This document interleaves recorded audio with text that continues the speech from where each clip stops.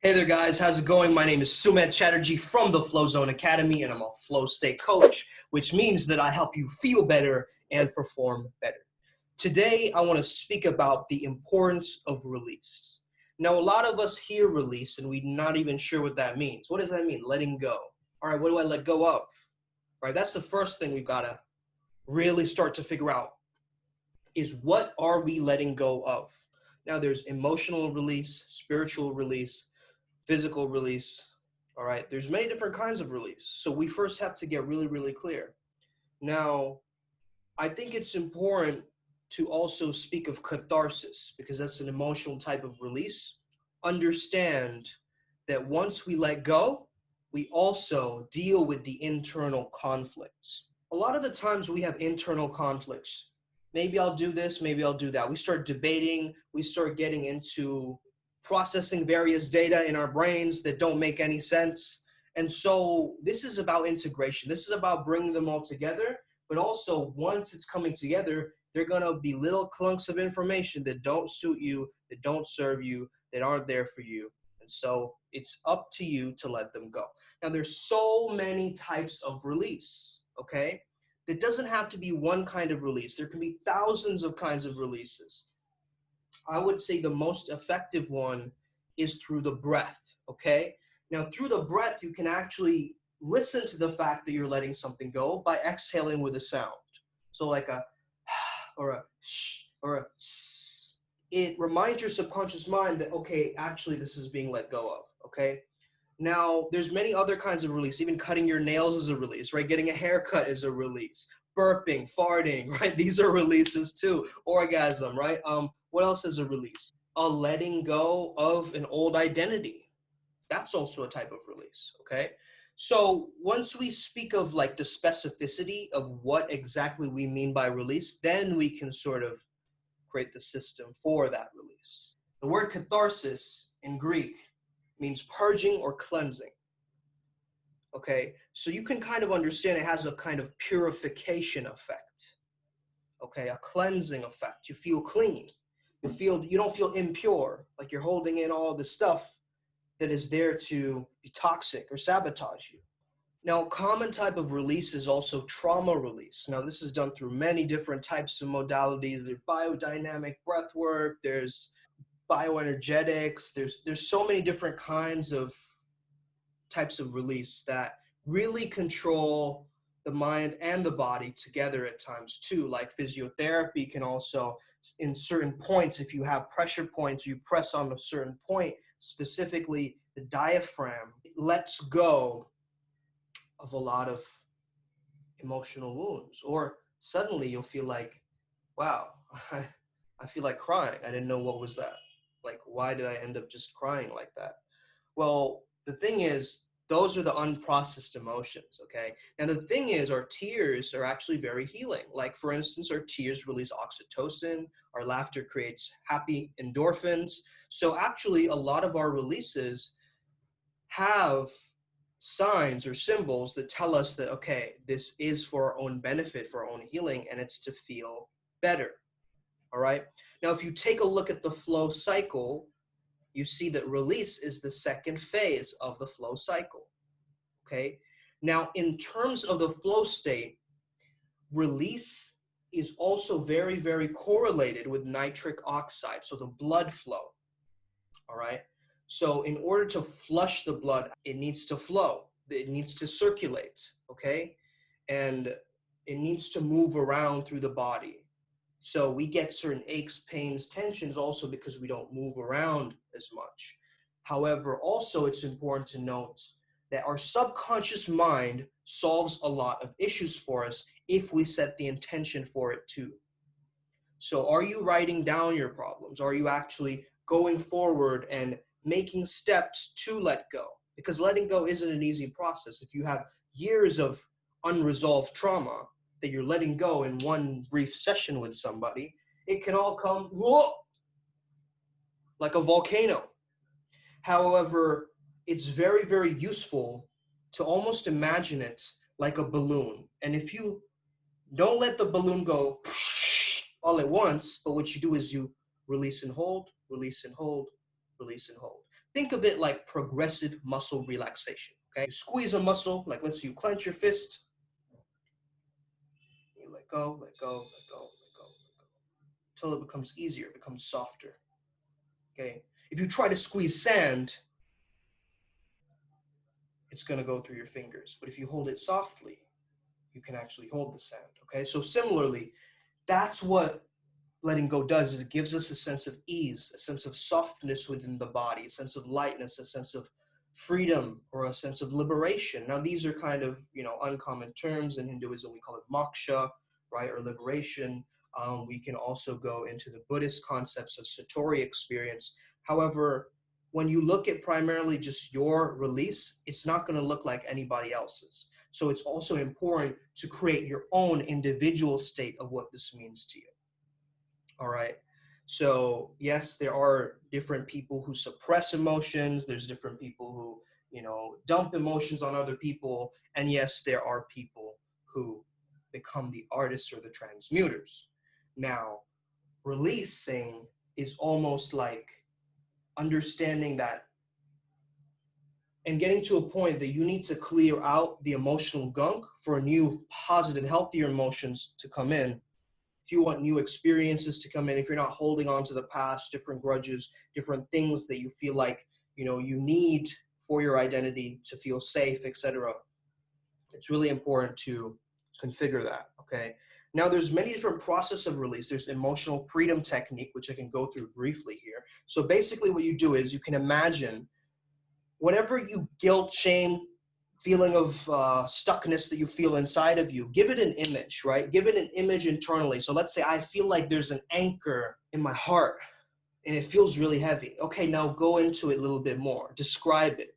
Okay, this works primarily for abstract or creative-minded people because they can get really specific, they can pinpoint it, and then they can imagine using visualization to actually let go. So what you would do is essentially you go like, man, there's a pink anchor in my heart. And basically, you would speak to it and be like, the pink anchor is getting easier and easier and it's relieving. And then you have certain points which you tap on the body. Now there's certain points which you can tap that bring you a lot of release, okay? And once you can figure out like which one works for you, maybe you want to tap on that area specifically and figure out, also there's a lot of different meridian systems, right, that you could look into in terms of this. However, it's just important to notice where it is located. And if you want to work with the emotional freedom, practitioner, that's the best option, I would say, because that will really, really help you to clear out that emotional, the kind of understanding of where the emotion resides in the body, right? So, why can letting go be such a difficult process for a lot of people? Well, a lot of the times it means letting go of the past. And letting go of the past means letting go of different aspects of yourself, which hurts your identity and hurts your ego. So you actually feel like you're killing an old version of you. That's terrifying. That's incredibly terrifying because of the sense of unknown.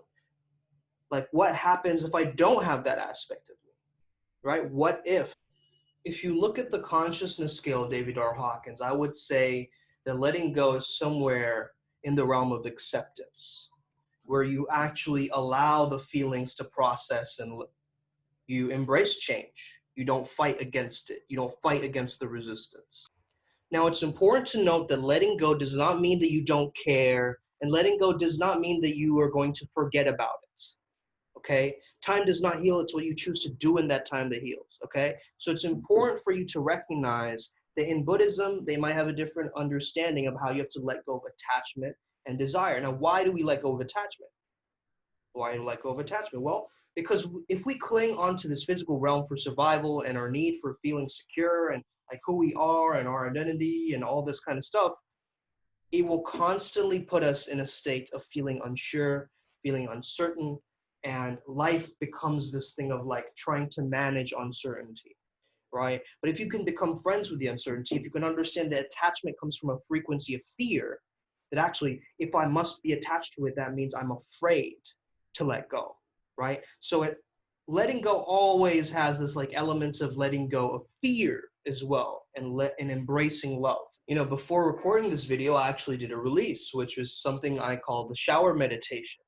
And I forgot where I got this from, but it's really, really incredible in terms of working towards imagining that all your guilt, shame, disempowering emotions are going down the drain as the shower is cleansing you and purifying you. Now, you can take any intention or analogy that can help you with your release. Let's say you're going to the bathroom, weird example, but as you're pooping, you're letting go and setting the intention that with the poop, right, I'm leaving this particular memory. And you'll be surprised how well your body reacts to, different forms of release. You'll be surprised at it because the mind needs to be trained and domesticated. The mind needs a master. If it's left on its own, it's going to cause havoc. It's going to be like a pet. If you leave your pet loose and don't train it, it's going to go and rip up the sofa cushion. So we need to take power over our mind. And one of the ways we can do this is through proper guidance of the internal world and meditation, and also understanding how we can better ourselves from the inside. We sometimes have resentment and we pine for what could have been, what should have been, what we were entitled to. Maybe it's a dream, a fantasy, a desire, a hope, a wish, something that we wanted for years but has never happened. Something that always just seems just ahead but is actually further away than it's ever been. What seems like it's something in the future is actually just a reflection of the past desire that never came to fruition. And the only way we can tackle this is from the present moment. So maybe it's a grudge. Maybe you're holding on to a grudge. I've been known to do this as well. Maybe we were wronged. Maybe we want justice. Maybe we're waiting for the world to correct their ways. It imposed upon us without our consent. Well, guess what? You got to let it go. Why? Because it's dead weight. It's old news. It's in the past. It's gone. And the longer you hold on to the past, the more it slows down your present and longs it into the future. Have you ever heard this term longing? Longing for something? That's what you're doing, because you can't attract something new when your energetic space is filled with too much of the old. The old doesn't serve you. All the stuff that you're holding on to is an anchor, holding you in place. Indeed, sometimes pulling you into these oceanic depths where there's no air, nothing to breathe. And sometimes you don't even realize what you're holding on to until you make a conscious effort to actually let it go and see what happens. Think of something that you're holding on to right now. Maybe it's a relationship, maybe it's a dream, maybe it's a grudge, maybe it's debt, maybe it's a mortgage, maybe it's a dead-end job, maybe it's your fears, maybe it's some kind of hope. When you think about this thing, are you slipping into a lower vibration of shame, fear, guilt, anger, or sadness? So if you do tune into it and think about it, and you feel these things, that's when you make the decision to let it go. Breathe it in, hold it, and let it go. Write it on a piece of paper, burn it. Put it in a box, bury it in the backyard. Toss a stone in the ocean as a symbol. Write about it in a journal. Tell it to a friend. Decide that you let it go and do something tangible or symbolic to show your commitment to the release. A lot of us don't show commitment to the release. So once you clear the space, just let it sit empty for a minute. Resist the urge to fill it or fill it immediately, just for now. Next, take a look at the space and decide what you want to be there. Just as you'd like to consciously decorate a room, allow yourself to consciously decorate your life. Create a life by design, not by default. Only allow what you want to be there. Tell everything else no. I'm sorry, this is not welcome here. This is my home. This is my vessel. This is my internal world. So be in command of your energetic space. Keep it clean. Catharsis, the process of cleansing, purging. Keep it clean, free of clutter, free of proverbial mold, free of rust, free of dust. No one gets to sit in your space unless you allow it. Don't hang a heavy painting on a nail that's too small to hold it, my friends. Make sure everything in your space is by design with your permission. Now practice this until each and area of your life is moving in a forward direction, in a momentum, and you don't feel stuck. Again, stuckness is an illusion. Atoms are always constantly moving. You're not stuck, my friend. You just need to remind yourself you just have much more space to work with now that that thing is let go of. So now what do you consciously choose to fill that space in with once you have this emptiness? A lot of us feel like, oh, open your mind, empty your mind. But then what do we fill it with? The same old trash.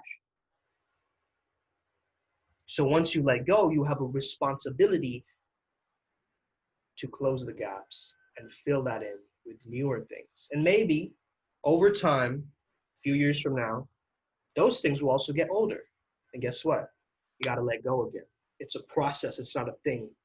Okay. It's not you let go once and everything. No, it's a process. So learn the process of letting go for yourself.